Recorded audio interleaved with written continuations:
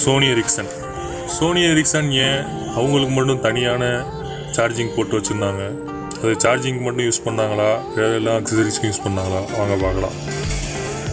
மார்க்கெட்டில் பல பின்கள் இருந்துச்சு சார்ஜருக்கு. நோக்கியா பின் 1100, N17 V3.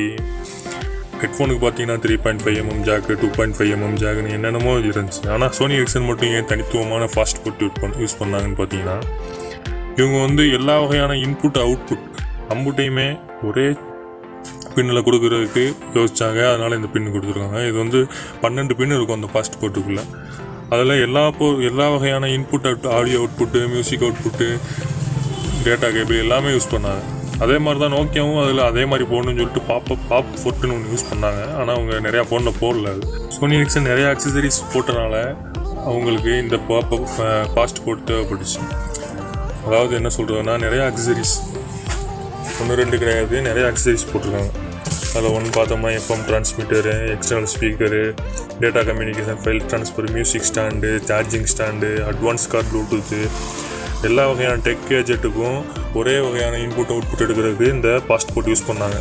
நீங்கள் கேட்கலாம், 3.5mm ஜாக்கை போட்டு ஹெட்ஃபோன் யூஸ் பண்ணியிருக்கலாம்.